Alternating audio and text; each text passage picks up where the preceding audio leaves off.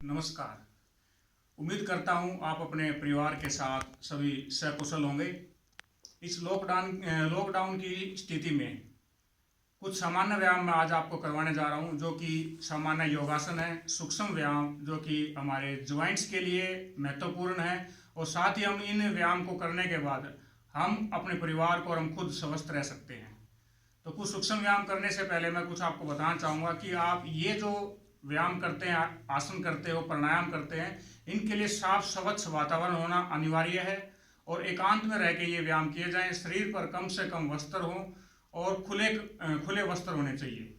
साथ में इसके साथ ये व्यायाम आपने प्रातःकाल एवं सायकाल आप इनको कर सकते हैं। और बशर्ते कि आप ध्यान रखें कि ये व्यायाम करने से कम भोजन के और व्यायाम के बीच में 3 से 4 घंटे का अंतर होना अनिवार्य है। सबसे पहले हम सूक्ष्म व्यायाम में करने जा रहे हैं। अपने पैरों की कुछ व्यायाम है, एक्सरसाइज है। आप पैरों को इस प्रकार फैलाएंगे, दोनों हाथों को पीछे रखेंगे। साथ में दोनों पैरों को आप लूज छोड़ करके अंदर और बाहर इस प्रकार ये करेंगे। इससे आपके जो बॉडी में अतिरिक्त फैट, यूरिक एसिड, यूरिया जो जमा होता है वो धीरे धीरे रिड्यूस होना शुरू हो जाता है।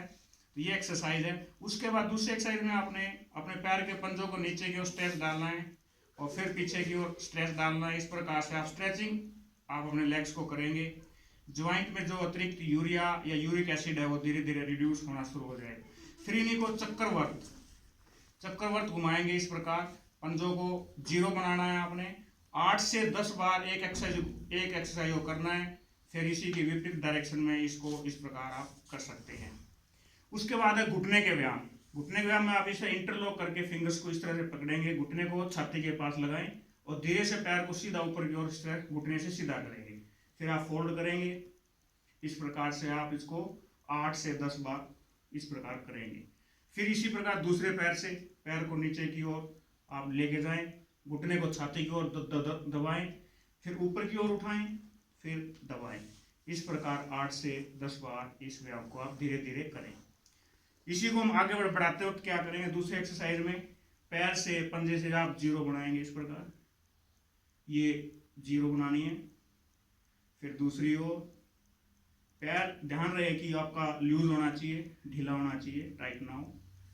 फिर दूसरे पैर से इसी प्रकार जीरो बनाना है। ये एक्सरसाइज इसी प्रकार दूसरी ओर इसको घुमाएं और जीरो बनाएं। ये एक्सरसाइज आपने 8 से 10 बार करनी है। उसके बाद फिर क्या करना है, आपने एक पैर को इस प्रकार अपने ऊपर रखे, पैर के घुटने को आपने श्वास भरते हुए अपनी छाती को इस प्रकार टच करना है। फिर नीचे की ओर दबाना है, फिर ऊपर की ओर ऐसे पुश करना है। धीरे धीरे इस एक्सरसाइज को भी आपने 8 से 10 बार ये करना है। लेकिन ध्यान रहे ठीक उसी प्रकार आपने दूसरे पैर से भी दोहराना है। ये जरूरी है, नीचे की ओर दबाना है और छाती के पास यहाँ पे पुश करना है। 8 से 10 बार आपने धीरे धीरे इसको इस प्रकार करना है। अब सबसे पहले मैं आपको जो आसन करवाने वाला हूँ वो है उत्तान पाद आसन। उसके लिए आपने सबसे पहले शवासन में लेटना होगा। शवासन की स्थिति क्या रहेगी, 1 से 1.5 फीट पैरों में अंतर होगा और आप इस प्रकार होकर के शांतचित होकर लेट जाना है। और शांतचित होने के बाद में आपके जो हाथ या हथेलियां हैं वो आसमान की ओर होनी चाहिए। जब आप शांत हो जाएं, आपका श्वास प्रश्वास धीरे धीरे आने जाने लगे, फिर आपने आगे बढ़ाना है। उत्तान पाद आसन में क्या करना, दोनों हाथ की हथेलियां उल्टी करके यहाँ रखेंगे और पैरों को जमीन से थोड़ा ऊपर उठा करके इस तरह खींच के रखना है। यह है उत्तान पाद आसन। इसके बहुत लाभ हैं। जिनकी नाभि टलती है या पेट में किसी भी प्रकार की कोई प्रॉब्लम है, समस्या रहती है, पेट दर्द रहता है, उनके लिए सर्वोत्तम आसन है। आप इसको कर सकते हैं 30 सेकंड से लेके 1 मिनट तक। यह है उत्तान पाद आसन। जिनके पेट में सर्जरी है वो इस आसन को ना करें, उनके लिए वर्जित है। दूसरा इसी में है पवन मुक्त आसन। जैसा कि नाम से ही विख्यात है कि पवन मुक्त, कि जो जिनको गैस्ट्रिक की प्रॉब्लम रहती है, जिनके अंदर गैस ज़्यादा रहती है, उनके लिए ये पवन मुक्त आसन बहुत अच्छे से है। दोनों फिंगर्स को इस तरह रखेंगे घुटने के पास, यहाँ श्वास को पहले भरना है और छोड़ते हुए धीरे धीरे घुटने को अपना नाक, ठोड़ी या माथा लगाएं। ऐसे कोशिश करेंगे नीचे वाला पैर भी थोड़ा ऊपर की ओर हो जाए तो अति उत्तम होगा। धीरे धीरे इसको वापस करेंगे। इसी प्रकार आप दूसरे पैर की ओर से दोहराएंगे। इंटरलॉक आप फिंगर्स को ऐसे करें और घुटने को धीरे धीरे नाक, ठोड़ या माथा लगाने का प्रयास करें। फिर इसी में आप दोनों पैरों से भी पवन मुक्त आसन को करेंगे। दोनों घुटनों को इस प्रकार से फोल्ड कर लें धीरे धीरे और अपनी कोहनियां पकड़नी है ऐसे।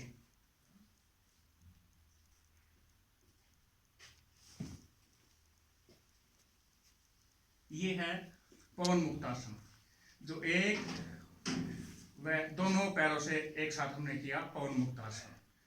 तो जिनके अंदर ओबेसिटी ज्यादा है या गैस्ट्रिक प्रॉब्लम है या जिनका लीवर फूल चुका है तो उनके लिए ये सर्वोत्तम आसन है।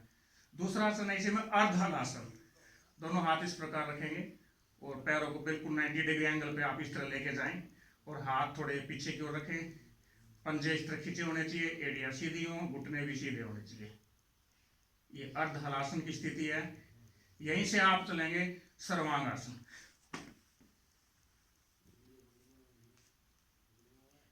कमर के पीछे दोनों हाथ होने चाहिए। अंगूठे वो आपकी आंखों से आगे या सिर से आगे ना जाएं, ऊपर आसमान की ओर खींचे हो। नाम से ही जाना जाता है सर्वांगासन, अर्थात सभी अंगों का पूर्ण विकास, उसे सर्वांगासन कहते हैं। एक ये आसन ऐसा है, शीर्षासन के अतिरिक्त सर्वांगासन से बहुत लाभ प्राप्त होते हैं। जिनको थायराइड की प्रॉब्लम होती है या रहती है तो ये आसन करने से थायराइड की समस्या धीरे धीरे खत्म हो जाएगी। उसके बाद श्वास छोड़ते हुए वापस धीरे धीरे जाएंगे और आराम से आप फिर से श्वास प्रश्वास आप सामान्य होने दें। हृदय गति जब तक आपकी नॉर्मल ना आए अगला आसन ना शुरू करें। कम से कम आप 30 सेकंड से 1 मिनट तक उसमें आराम कर सकते हैं। फिर उसके बाद हम करेंगे चक्रासन।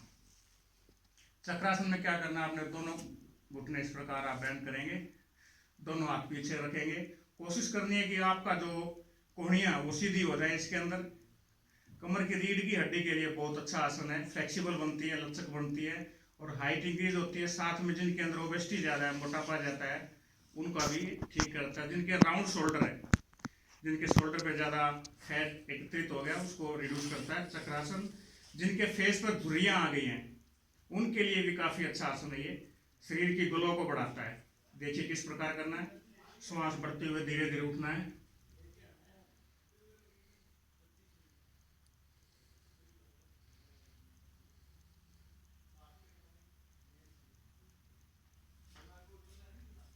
इस प्रकार आप इसको 1 मिनट से 2 मिनट तक करें। यह है चक्रासन। अब इसके बाद कुछ आसन मैं बताने जा रहा हूं जो कि उल्टे कमर के बल लेट करके किए जाते हैं। मकरासन में आप यहीं से पहले आप बैठ जाएं इस प्रकार और दोनों पैरों को उल्टा करके ऐसे हिला दें। इसमें भी दोनों एड़ियां आपकी अंदर की ओर रहेंगी, पंजे बाहर की ओर। ठोडी या माथा आपके हाथों की उंगलियों के ऊपर।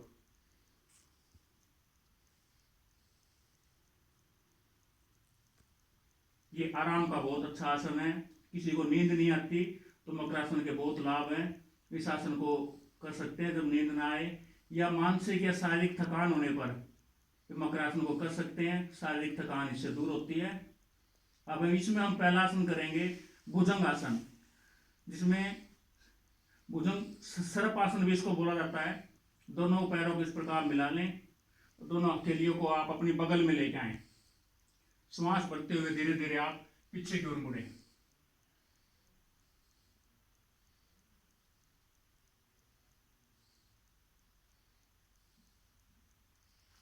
जिनको बैक पेन रहता है, कमर में दर्द रहता है, उनके लिए बहुत अच्छा आसन है भुजंगासन।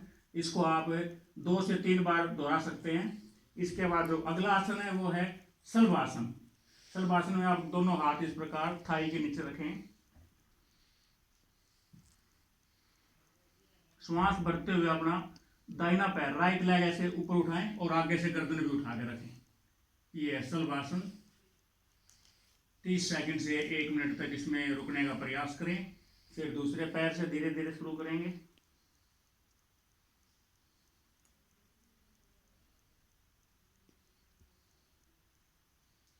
उसके बाद दोनों पैरों से करना है। ऐसे आगे से गर्दन उठी होनी चाहिए, पीछे से दोनों पैर। तो ये था शलभासन। इसके बाद जो बताने जा रहा हूं वो है धनुरासन। कमर पर अतिरिक्त जितनी भी चर्बी है या बैकबोन, किसी भी प्रकार का कोई दर्द है कमर में, तो उसके लिए सर्वोत्तम आसन है धनुरासन। जैसे नाम से ही जाना जाता है, धनुर अर्थात धनुष, धनुष जैसे आकृति इसमें बनेगी, अर्ध धनुरासन। बाहर से आप इस प्रकार से अपने टखने पकड़ें, श्वास बढ़ते हुए इस प्रकार दोनों पैरों को उठाना है,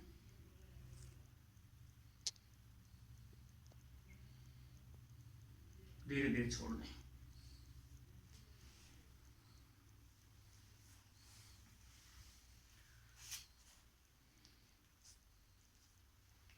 उम्मीद करता हूँ आपको सभी ये आसन समझ में आए होंगे और आप इसी प्रकार से इन आसनों को करके अपने आप को स्वस्थ रख सकते हैं।